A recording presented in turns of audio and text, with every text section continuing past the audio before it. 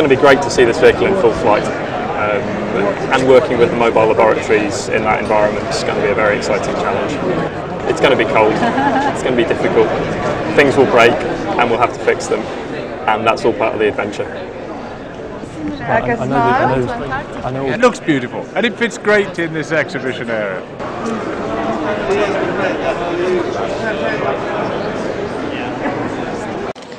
In many ways, I don't think this needs very much introduction. I think you can see the Winston Wong bio-inspired vehicle is high technology, it's very lightweight, it's rather spectacular, and even runs on biofuel. This vehicle has been hugely intelligently designed to have a minimal environmental impact. And the sorts of technologies we'll be looking at, little patches that can now be worn on the body to continuously monitor the team members' respiration, heart rate, temperature, movement, mission control. This will all be satellited back to a base station. In addition, we've got some fantastic environmental sensors that Robin has been pioneering within civil engineering and environmental sciences. We'll be looking at solar panels, we've got ground penetrating radar, we've got satellite, all this sort of beautiful, fantastic technology which makes us proud being part of Imperial College. I have to thank Andrew Reagan for actually identifying Imperial College as the international place to demonstrate its science and technology on an expedition like this. So Andrew, absolutely, thank you very, very much, that's fantastic. And of course, our good friend Winston Wong. I mean, Professor Winston Wong has been a true ambassador of Imperial College from the early days when he did his PhD, his undergraduate degree, and in fact, a couple of years ago, Winston was awarded one of the first Doctor of Science degrees from Imperial College by the Queen. So Winston, thank you so much for everything you're doing for Imperial, and we thank you for your sponsorship of this great expedition. Number one in science and technology, but more important than that, I think we give science and technology a sense of human touch. And we are very adventurous. I think this spirit always in us. And that's why this vehicle here. When I was a student, there was no Institute of Climate Change, or there's no Center of Energy Research in green energy. But this is the focus of human endeavor. And I think Imperial College will lead this endeavor. And when they do the journey in November, midway at the South Pole, we all go to Antarctic and we'll meet them right there. And I hope many of you can come, especially you, Sir Keith and Sir Richard. Please come, okay? We'll be there. And I think this will mark to tell the people of the world the efforts we are doing at Imperial College for the good of human beings in the next generation and the generation after. Thank you very much indeed. Thank you. Right away across Antarctica, which is 3,600 kilometers, and from the expedition team's point of view, it's an absolute dream combination of Winston and his passion for technology and the support that's here, and also the excellence that is everywhere. And obviously, I'm an outsider coming in here. The excellence here was amazing. And so, with the support of Professor Winston Wong and with the excellence and help from Imperial College, we've got a dream, absolute dream ticket to achieve the very, very best. So, thank you, Professor Winston Wong. Thank you to Imperial College, and thank you, Chris. You see this vehicle over here, right? And so many people are watching it. Okay. When we do something that is worthy, it is good to have many who notice it, so that we can spread the message. I think in the 21st century, the most important message is to save this planet. And we develop technologies in order not only to save this planet, but to make the Earth a better place for our future generations. But we've been talking about this for some time. Climate change, you warn people of the dangers of excessive CO2 emissions.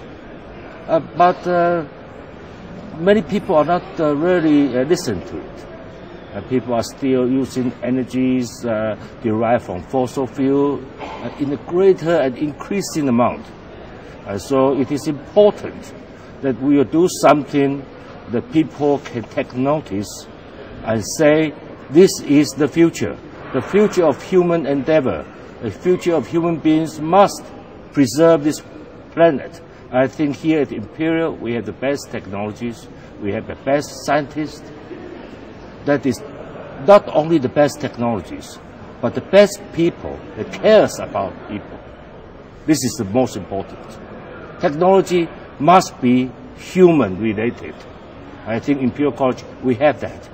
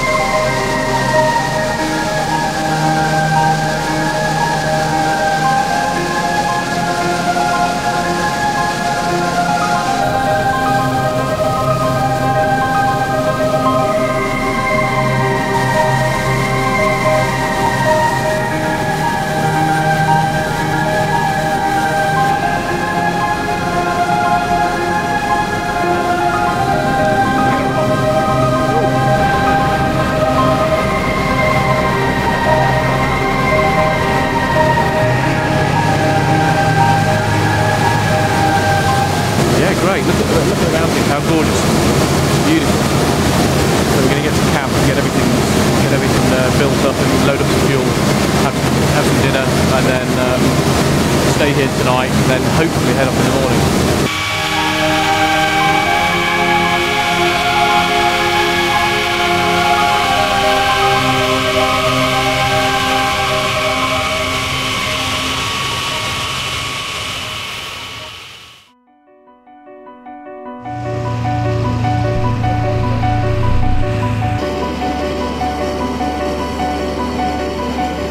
Must be able to learn something from this with biofuels in terms of the operation of where they can operate, where they can't. So it's interesting. It's part of the expedition.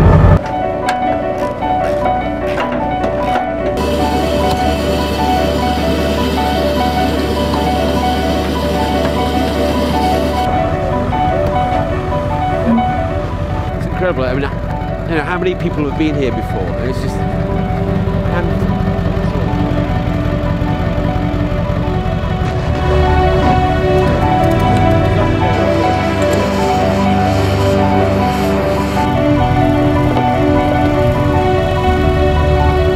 Now we're putting on our weather station onto the mast up above all the wind resistance. This is the battery that charges all the solar input here. It's got a radio that'll transmit it to our console inside.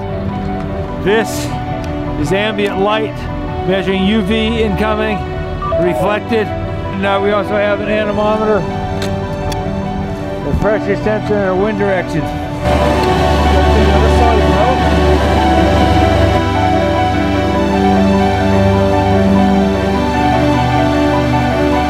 Been taking the opportunity to test out the 2 mesh sensing devices. Did some initial baseline testing in Punta Arenas, basically at sea level. I'm going to try and get some baseline tests against Andrew Regan so we can see if he's as unfit as me or if he's any fitter.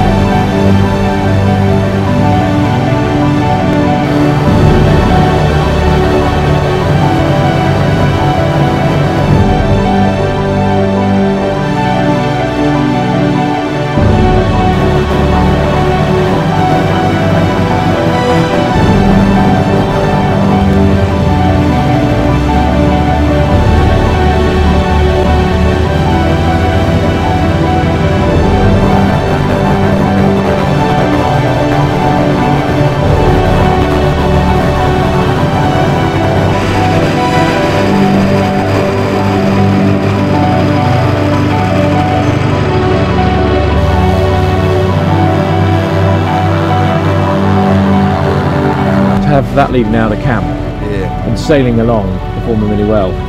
You know, for Winston, who's been massively supportive. It's just lovely to see, and it was flying so brilliant. Doing well. Just see what the bumps are going to be like. He could be in Patriot Hills in 1 hour. He could be at the pole in 1,200 kilometres. He probably could be at the pole in 16 hours, couldn't you? Yeah. But we are a team. Indeed.